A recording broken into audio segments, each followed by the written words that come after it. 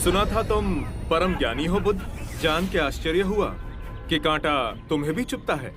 अब तो गली गली ये बात ना उठेगी कि तुम तो कोई पहुंचे हुए महात्मा हो। ये कांटे हमने बिछाए हैं। इस गांव में तुम्हारा स्वागत नहीं। हर दिन अनाज भिक्षा में मांग कर ले जाते हैं। चलो चलो, दूसरे गांव का रास्ता लो। मेरा आप लोगों से अनुरोध है कि मुझे अपने गांव में भिक्षाटन करने दें।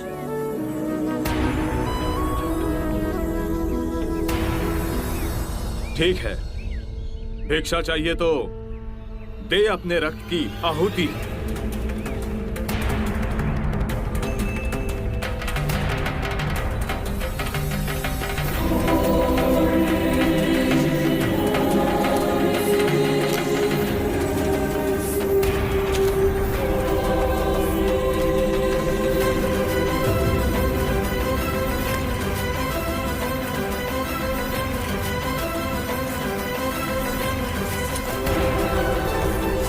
सुमित, रास्ता बुहारा तो इस गांव से तेरा दाना पानी उड़ जाएगा।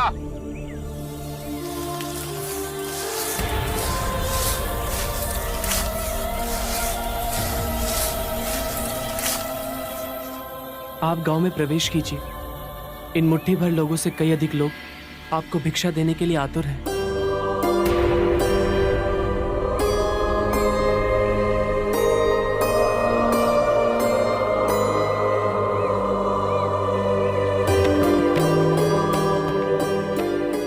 आप मुझे ना छूए।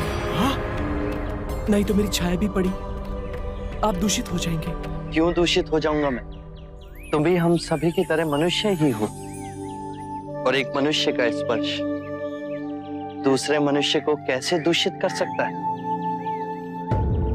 केवल लालच, घृणा, मोह, तृष्णा हम ही मनुष्य को दूषित करते हैं। और तुम जैसा मनुष्य जिसमें इतना प्यार भरा हो, वो केवल दूसरों को सुख ही दे सकता है, दुख नहीं। कैसे महात्मा हो तुम? तुम्हें तो जाति वर्ण का ज्ञान भी नहीं है। चोला पहने कोई सन्यासी नहीं होता। अरे पाखंडी हो तुम, पाखंडी। जो मानव से उसकी मानवता को छीनता है, पाखंडी वो होता है। यदि मुझे पाखंडी कहे आप सभी को संतोष मिलता है तो ये उचित है, परंतु इस मनुष्य में भी हमारी तरह प्राण बसे। इसे नीचा कहे, इसका तिरस्कार करना सबसे बड़ा पाखंड है। यदि जानते नहीं हो तो मैं बता दूं, ये धर्मशास्त्र है। पाखंड कैसे हुआ? जिस मिट्टी से सारी मानवता का सृजन हुआ, उसी से इसका भी हुआ। मानव और मानव में भेद कर आप सृजनकर्ता पर कीचड़ उछाल रहे हैं। यदि हम आकाश में कीचड़ उछालेंगे तो आकाश तो ऊंचा ही रहेगा, परंतु कीचड़ वापस हमारे ऊपर ही गिरेगा। आकाश ने तो भेद नहीं किया, वो हम सभी को एक पिता समान ढके हुए है। ये धरती धान उपजती है, इसने हमारे साथ भेदभाव नहीं किया। ये हवा हम सभी के लिए समान बहती है। पानी हर प्यासे की तृष्णा को बुझाता है। जब प्रकृति भेदभाव नहीं करती तो हम मनुष्य में भेदभाव क्यों करते हैं? यदि ऐसा है तो इससे संघ में भिक्षु क्यों नहीं बनाते?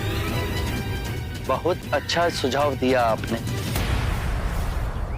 सुनीत, क्या तुम भिक्षु बनना चाहोगे? मैं अछूत, आप जैसे महात्मा का भिक्षु, मैं इस योग्य नहीं हूं। जो मनुष्य दूसरे मनुष्य की पीड़ा को देख व्यथित हो जाए, उससे उत्तम कोई दूसरा नहीं।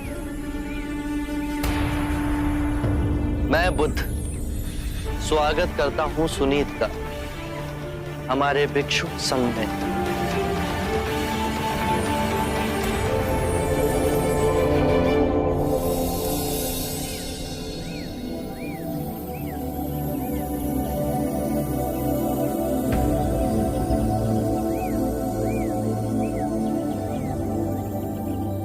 सारा जीवन किसी ने दया के दो शब्द ना कहे मुझसे, और आज इतनी करुणा बरसी है। पहली बार ऐसा लग रहा है कि मैं भी मनुष्य हूं, पर जो मैं कर रहा हूं यह अधर्म तो नहीं? जो अधर्म आज तक हुआ वो अब नहीं होगा। हर मनुष्य में चेतना का द्वार है, बस उसे ही अपनी संभावना को पाना है, अपनी गरिमा पे पुनः लौटना है। मेरा मार्ग प्रेम का है, वहां सबका सत्कार है। गंगा, यमुना, ऐरावती, सरयू, माही, ये सब नदियां हैं, और ये सब अंत में वह सागर में मिल जाती हैं। वहां उनका ना भेद होता है, ना ही नाम। उसी प्रकार जिस भी मनुष्य ने अपना गृह त्याग कर सत्य के पथ पर चलने का निश्चय किया, चाहे वो ब्राह्मण हो या क्षत्रिय, वैश्य या शूद्र ही क्यों ना हो, उसी महासागर में विलीन हो जाते हैं।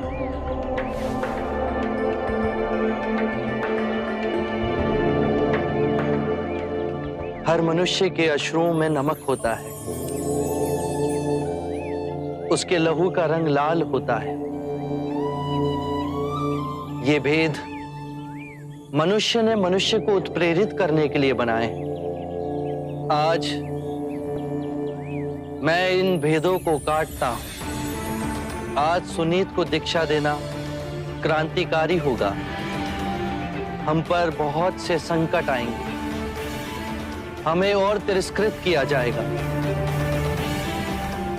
पर सत्य आने वाली आंधी के सामने अडिग रहेगा।